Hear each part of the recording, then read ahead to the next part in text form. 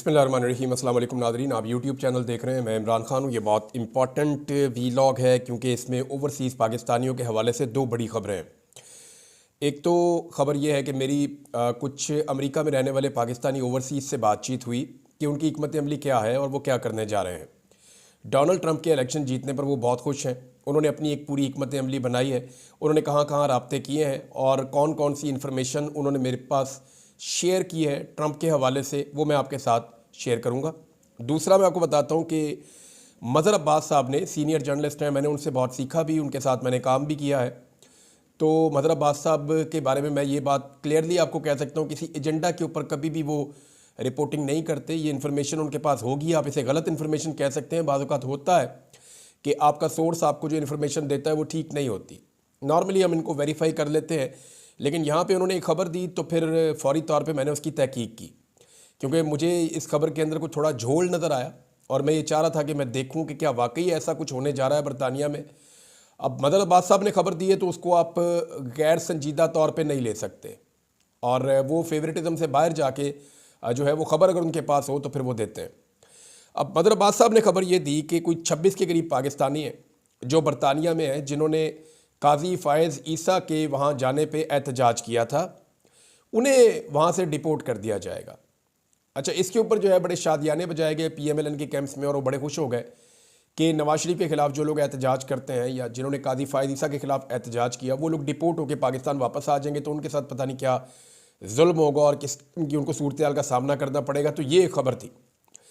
अब जब इसके ऊपर तहकीकात मैंने की अपने तौर पे, कुछ लोगों से रब्ता किया, वकला से रब्ता किया जो बरतानिया में मौजूद है ओवरसीज़ पाकिस्तानी, उनसे रब्ता किया, तो उन्होंने बड़ा क्लियरली ये बताया कि हमारे पास जो खबर है वो ये कह रही है कि बरतानवी पुलिस के बकौल कोई मुकदमा अभी तक दर्ज नहीं हुआ या उनके पास इस किस्म का कोई केस नहीं है।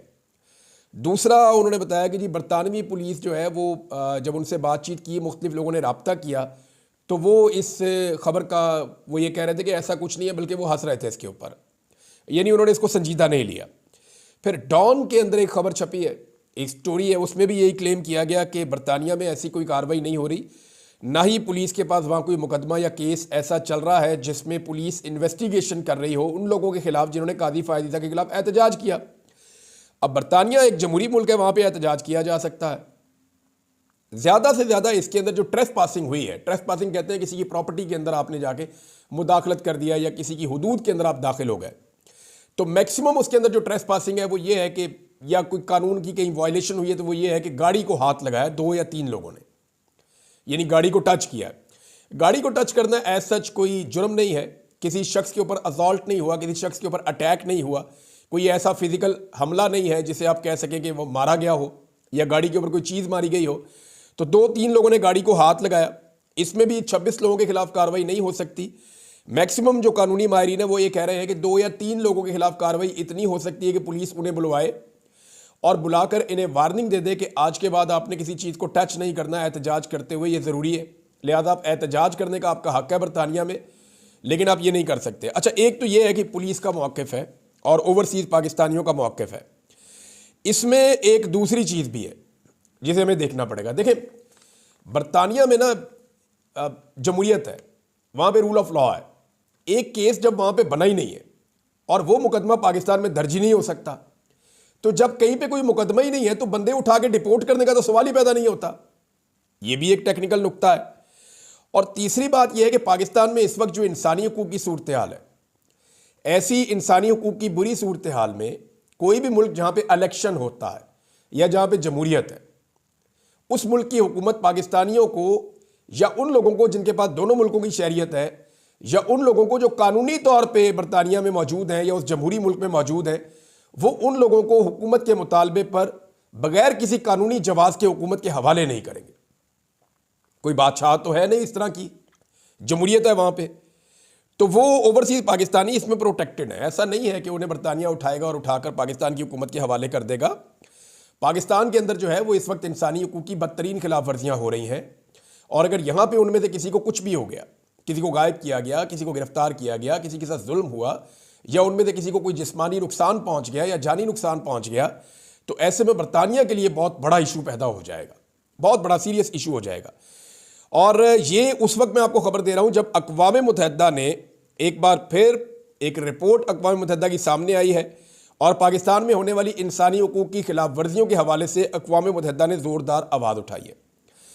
अब थोड़े दिन पहले मैंने आपको एक वीलॉग में बताया था कि अगले 3-4 दिन के अंदर अक़वाम मुत्तहिदा से बड़ी मजबूत आवाज़ पाकिस्तान में होने वाले जुल्म और ज़्यादती के बारे में उठने वाली है।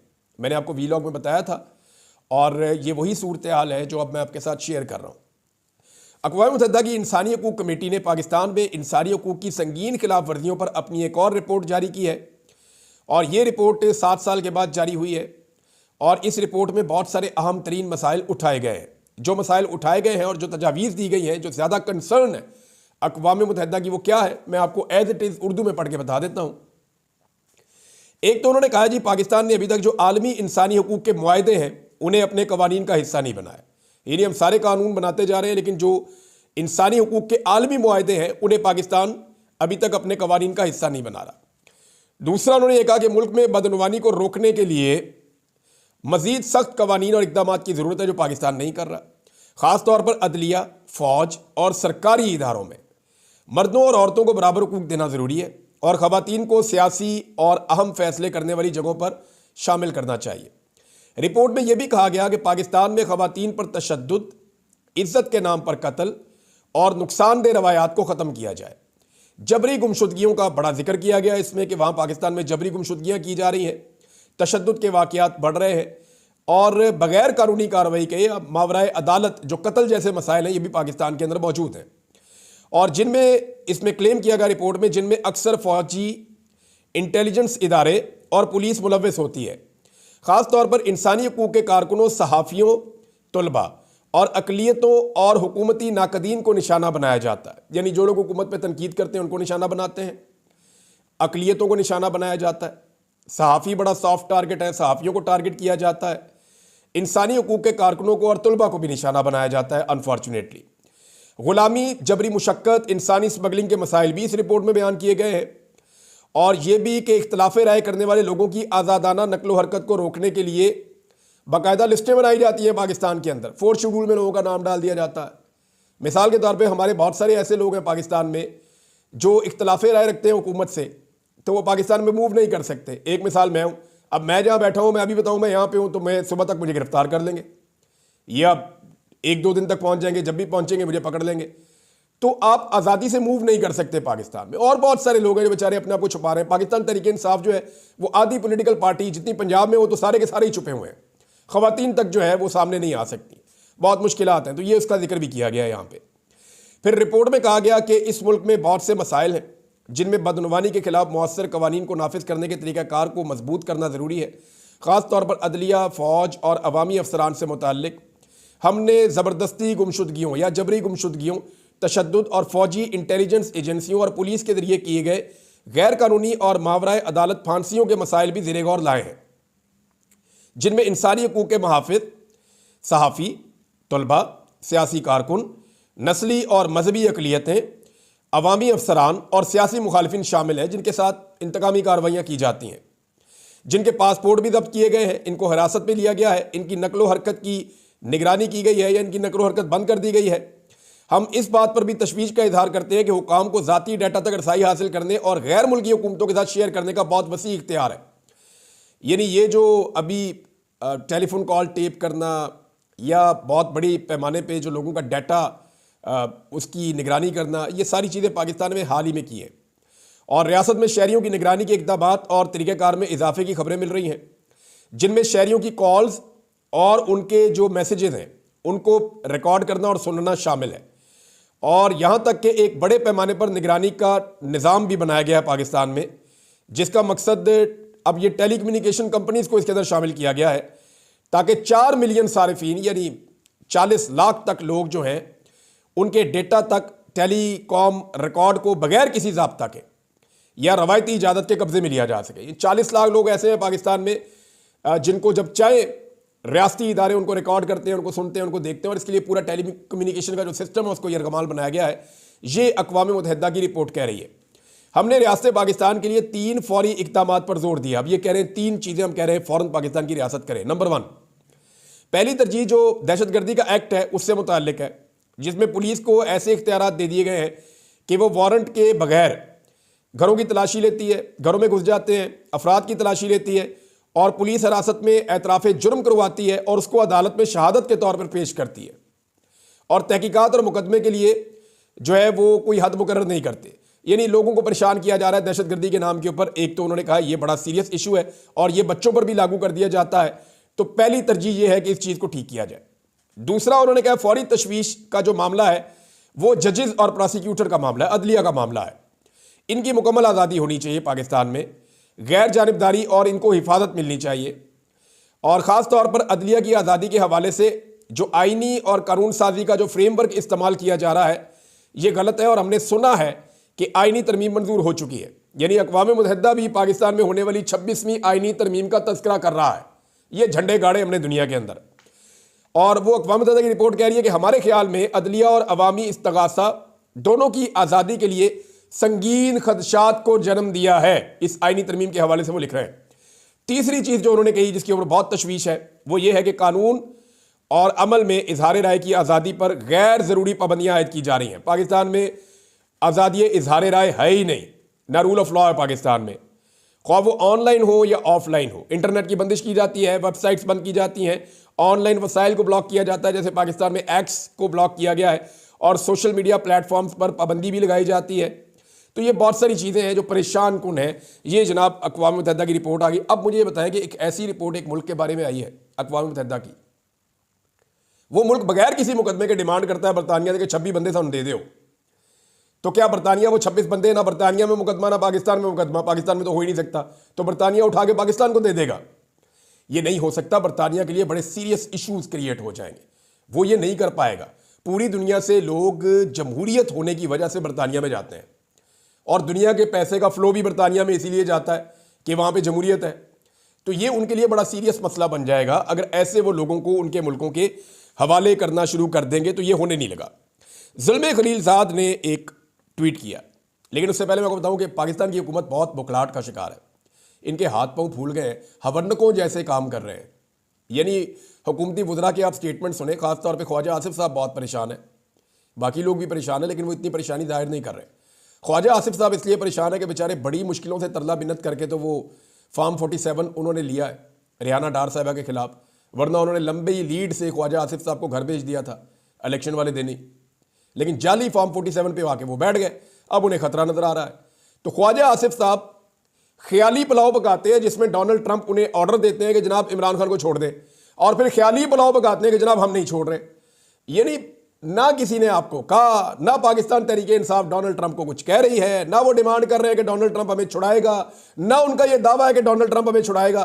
तू कौन मैं खामखा बिला वजह ख्याली पुलाव पकाते हैं कि जी डोनाल्ड ट्रंप आ रहा है, जी वो हमें ये कह देगा, जी वो ट्वीट कर देगा, जी वो ऐसे कर देगा, वो वैसे कर देगा, और जनाब हम उसके ऊपर ये जवाब देंगे। ये लेट जाएंगे, बिल्कुल आप याद रखिएगा, ये बिल्कुल लेट जाएंगे। ये ऐसे लेट जाएंगे जैसे कि कमरुज़्ज़मान कायरा साहब ने स्टेटमेंट दिया। कमरुज़्ज़मान कायरा साहब ईसा नकवी साहब से प्रोग्राम में बात कर रहे थे। ईसा नकवी साहब भाई हैं, बड़े ज़बरदस्त जर्नलिस्ट हैं, उनसे बात कर रहे थे तो उन्होंने कहा इमरान खान ही सिर्फ अमेरिका को एब्सोल्युटली नॉट कह सकता है, हम अमेरिका को एब्सोल्युटली नॉट नहीं कह सकते, वरना वो हमारी इमदाद बंद कर देगा। ख्वाजा आसिफ खुद कह चुके हैं हमारे वेंटिलेटर वहां से चल रहे हैं। तो अब ज़ुल्म खलीलज़ाद साहब ने एक स्टेटमेंट दिया है। स्टेटमेंट उनका बड़ा मानी खेज है, लेकिन मैं आपको पढ़ के सुना देता हूं वो क्या कह रहे हैं।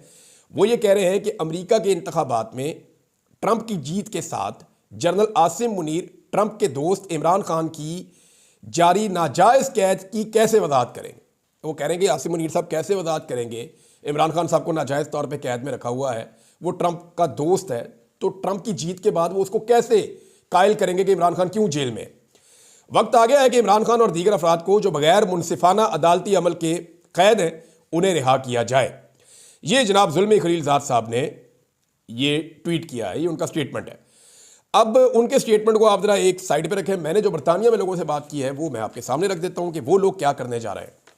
कल भी ट्रंप की टीम के लोगों का राब्ता हुआ पाकिस्तानी ओवरसीज़ अमेरिकन से जिन्होंने वोट किया ट्रंप के हक में, उनके साथ राब्ता हुआ, उनके साथ उन्होंने बातचीत की है।